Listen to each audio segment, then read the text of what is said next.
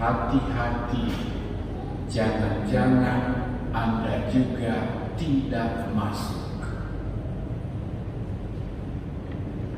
Ada seorang anak dari kampung terpencil namanya Londe. Karena dia ingin bersekolah di kota, dia dibawa oleh pastor dan tinggal di sebuah paroki yang maju, yang hebat. Ya. Lalu di situ Londe mulai belajar banyak hal yang baru. Dia selalu menemani pastor, dia selalu ada bersama, dia diajar, dipersiapkan dengan baik. Suatu hari pastor ini harus pergi memberi kursus di sebuah desa terpencil. Karena mobil paroki rusak, maka mereka berdua memutuskan untuk naik bus umum. Maka mereka berdua pergi ke stasiun bus. Baru kali ini Londe melihat begitu banyak bus bagus-bagus, besar-besar yang siap menuju tempat yang akan mereka tuju. Dia dengar orang-orang berseru, "Poso, poso, tentena, tentena berangkat." Dia lihat semua. Kebetulan mereka mau ke tentena.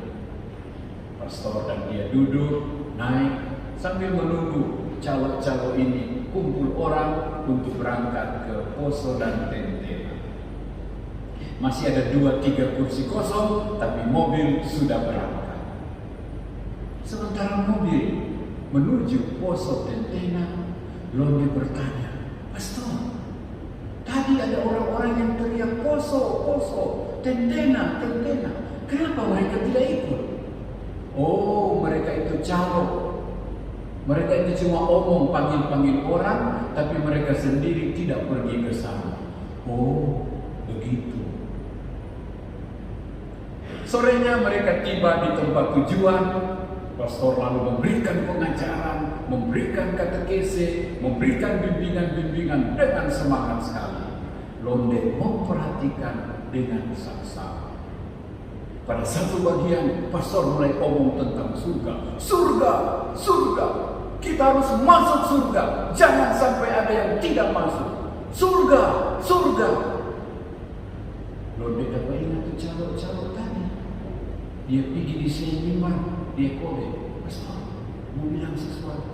Pastor kaget, "Ada apa ini?" Londe bisa minta babisi. Lalu Londe bilang, "Pastor, jangan bilang-bilang surga, surga. Nanti seperti calo tadi, pastor juga tidak masuk di sana. Cuma bilang-bilang kau nyandak pergi." Ibu bapak, saudara-saudari, bacaan-bacaan Injil hari ini mengingatkan surga itu ada. Hidup bersama Tuhan itu ada. Kita harus bersiap, kita harus berusaha. Jangan pandang enteng. Jangan juga cuma di bibir. Jangan cuma omong doang. Nanti bisa-bisa tidak sampai di sana, tidak masuk di sana. Orang Israel dalam bacaan pertama ingat bagaimana Musa mengingatkan mereka, "Pada malam ini kamu harus menyembelih seekor domba jantan. Dagingnya kamu makan dan darahnya kamu oles pada jenang pintu rumah. Maka ketika malaikat maut datang, kamu dan anak-anakmu akan selamat. Dan malam itu juga adalah malam pembebasan. Kita keluar dari perbudakan, kita menuju tanah terjanji." Dan mulai sore mereka bersiap, mereka membuat apa yang diminta Musa oleh Tuhan. Dan ketika tiba saatnya, tidak seorang pun dari mereka mengalami kematian, dan mereka boleh mengalami pembebasan dari Mesir, meninggalkan Mesir dengan aman sentosa. Pembebasan itu ada. Kebebasan, kemerdekaan itu ada. Dalam bacaan kedua kita mendengarkan bagaimana Abraham dan Sarah, mereka percaya akan kata-kata Tuhan. "Tinggalkanlah tanahmu dan keluargamu, pergilah ke tanah yang nanti aku akan tunjukkan. Aku akan memberikan tanah, Di sana keluargamu akan bertumbuh dan berkembang sebanyak bintang di langit dan butir pasir di pantai. Abraham dan Sarah percaya. Juga ketika sudah tiba di sana dan belum ada anak, belum ada keturunan, mereka percaya bahwa janji Tuhan pasti benar. Mereka menanti dan menunggunya sampai janji itu terpenuhi. Dalam bacaan Injil, kita dengar beberapa ajakan Yesus. Berjagalah, jangan takut, ikatlah pinggangmu, hendaklah pelitamu bernyala. Ini semua ajakan-ajakan untuk siap-siap, untuk standby. Ini adalah ajakan-ajakan Yesus untuk mengingatkan surga ada, kehidupan abadi itu ada. Arahkanlah perhatianmu ke sana. Yesus tidak ingin kita tidak selamat. Yesus tidak ingin kita binasa. Maka Dia ingatkan, hati-hati. Bisa-bisa dalam penantian ini pencuri datang. Iblis datang menggoda kamu dan merebut rahmat Roh Kudus, rahmat baptisan, rahmat krisma. Maka Yesus mengingatkan kepada mereka, jangan cuma diam-diam, kembangkan bakat talenta yang sudah diberikan. Hari Tuhan akan datang. Makanya berjaga dan bersiaplah. Bukan dengan penantian yang pasif, tapi dengan penantian yang aktif, yang kreatif. Bagi kita, yang paling baik bukan duduk menunggu, tetapi berjalan menyongsong sambil mempersiapkan diri pada kedatangan Tuhan. Apa saja yang perlu selama masa penantian menuju kedatangan Tuhan itu? Jangan takut, jangan cemas, jangan ragu. Teruslah fokus kepada Tuhan dan ajaran-ajarannya. Cintai Dia, cintai sesama saudara-saudari. Jangan melekat pada dunia, pada materi. Kalau perlu jual dan bagikan. Hiduplah solider. Jaga agar pelitamu bernyala. Jangan bodoh seperti 5 gadis bodoh dalam Injil. Bijaksanalah, pelitamu bernyala, berkobar, terangmu terus bersinar. Hiduplah di bawah tuntunan Roh Kudus. Jangan kamu terperdaya oleh iblis. Bagaikan seorang bawahan, seorang pegawai, tekun laksanakan tugas-tugasmu. Jangan lalai, jangan malas. Jika bromu datang, jika pemimpinmu datang, jika tuanmu datang, dia akan bangga melayani, menjemput, dan menyambut engkau. Yesus memberikan kepada kita 3 hal yang perlu diperhatikan untuk berjaga-jaga dengan baik. Pertama, doa. Doa bukan hanya bermohon, bukan hanya kami mohon, bukan hanya saya mohon, tapi doa juga diam. Doa juga berbicara seperti tadi pada awal misa. Marilah kita berdoa. Dan masing-masing kita berdoa dari hati ke hati kepada Tuhan. Sangat indah. Berdoa berarti juga diam, mendengarkan Tuhan bilang apa kepada saya.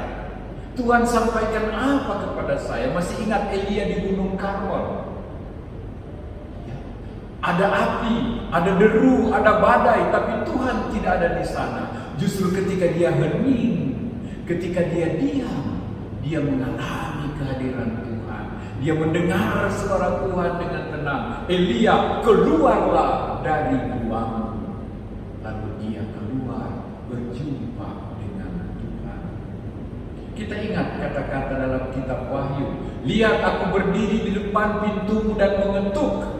Barang siapa membuka pintunya, aku akan masuk dan tinggal bersama dia. Dan dia tinggal bersama aku.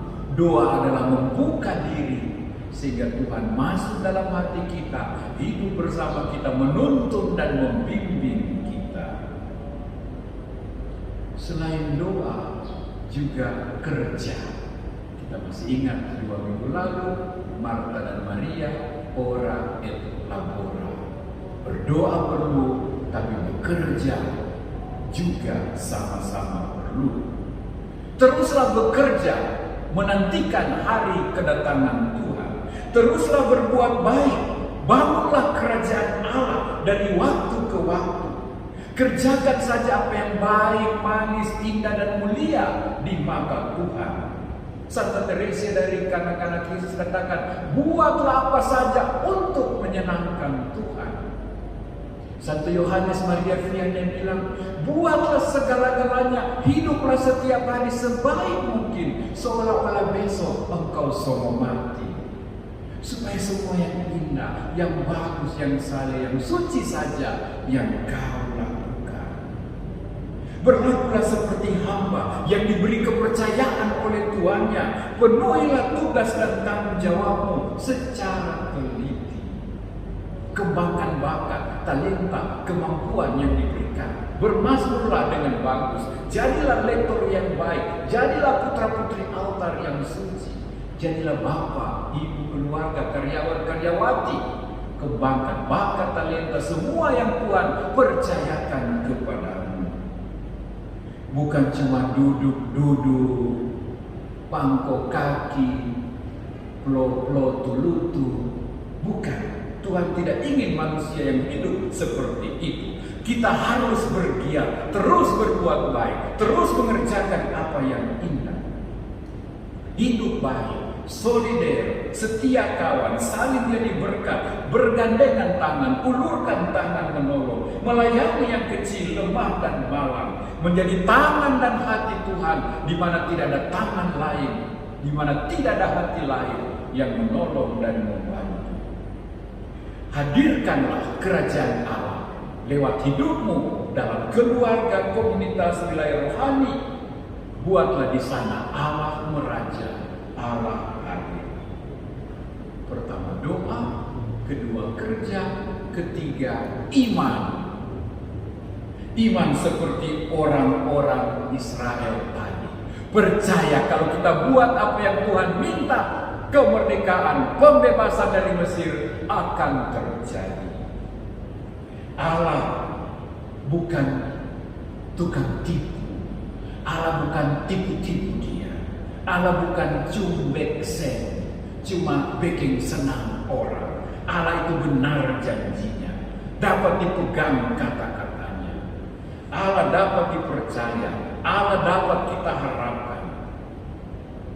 Seperti orang Israel, begitu juga Abraham dan Sarah percaya akan kata-kata Tuhan.